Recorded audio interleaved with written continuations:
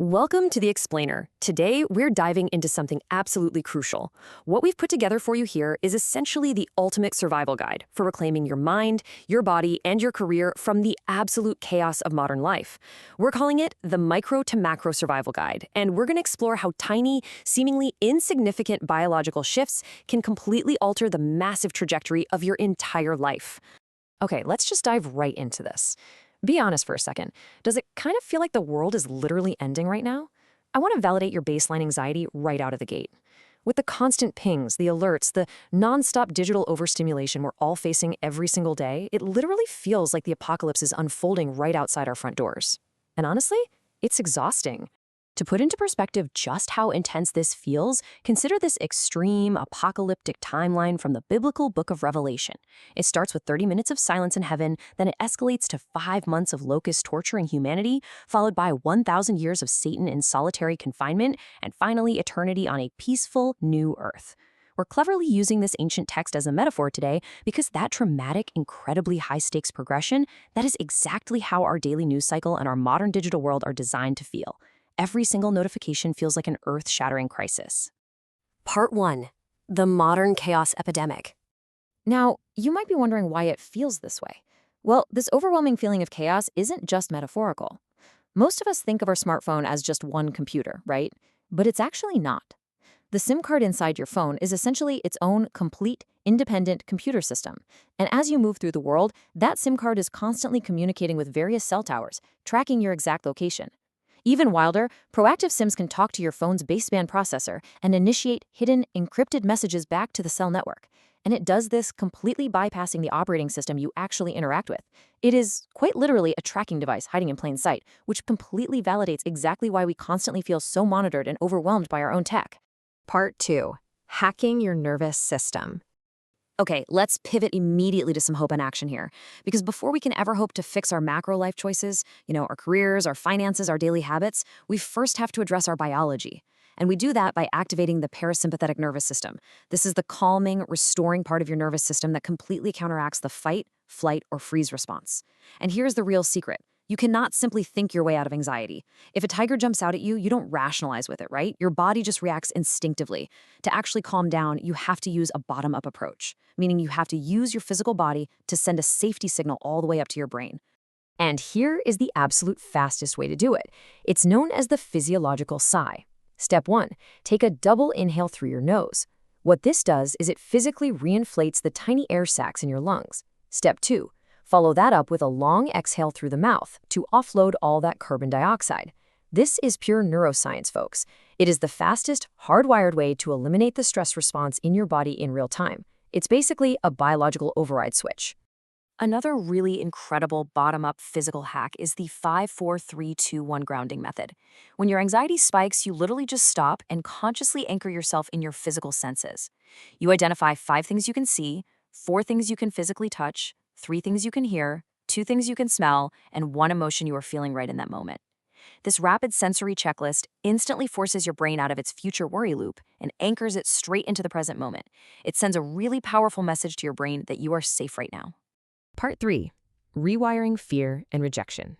So to overcome the mental friction that stops us from taking bold action in our careers and personal lives, we really have to look at the paradox of fear versus excitement. Biologically speaking, they are the exact same state in your body. Racing heart, sweating, surging cortisol, it's identical. The only difference is the narrative your brain expects. If you're terrified to give a presentation, your body defaults to what we call the clencher problem. You get a tight jaw, and these clenchers basically stifle your natural resonance, so you just project pure anxiety. But get this, you can actually increase the authority on your voice in seconds by exercising the strongest muscle for its size, your tongue. Try this. First, glide the tip of your tongue toward the back of your throat to stretch the muscle. Second, push your tongue against your cheeks to build lateral resistance. And third, give an antagonistic push against your lower teeth to literally open the back of your throat. By doing this, you'll feel this actual skull vibration as resonance shifts right out of a tight throat and up into your head. The before and after is amazing. It leaves your voice with incredible depth and peace. You're physically tricking your brain out of fear, and you can suddenly command a room with a voice that is physically grounded and totally free of biological tension. And listen, when you do take that leap, you're going to face rejection. It's just a fact. Which brings us to a very important number, 10%. I want you to imagine a giant gumball machine filled with hundreds of red gumballs and just a tiny handful of blue ones that give you a massive grand prize. In life, whether you're cold calling, selling a product, or applying for jobs, only about 10% of prospects are the blue gumballs who actually want and need your help. The other 90%? They're just red gumballs. Your job isn't to force a red gumball to magically turn blue. No way. Your job is to quickly sort through the red ones until you finally hit a blue one. And this brilliantly illustrates what entrepreneur Dan Martell says. He put it perfectly. Rejection isn't failure. It's the price you pay to become a better version of yourself. Rejection is just the sorting process. Every single no you get is literally just a red gumball being pushed aside. It's simply redirection, and you absolutely must detach it from your personal self-worth. Part 4. Resetting your dopamine baseline. Now, we have to solve the modern inability to focus on hard tasks, things like studying or working on your business. This struggle stems directly from our massively overstimulated brains. Your dopamine baseline is simply the level of stimulation your brain requires just to register pleasure. And right now, yours is very likely hijacked by endless novelty. The whole reason you can easily scroll social media for 3 hours, but feel physically tortured trying to read a book for just 15 minutes is because your brain acts like a heat-seeking missile for effortless dopamine. You are giving it an absolute feast of instant gratification, which makes normal, everyday effort feel basically impossible. So how do we fix this? We have to reset the scale with a daily micro-detox. Step 1, remove all devices, completely turn off the music. Step 2, sit in complete, utter boredom for 15 minutes a day. Step 3, just let your mind wander. By intentionally starving your brain of its usual digital feast, you successfully lower that dopamine baseline.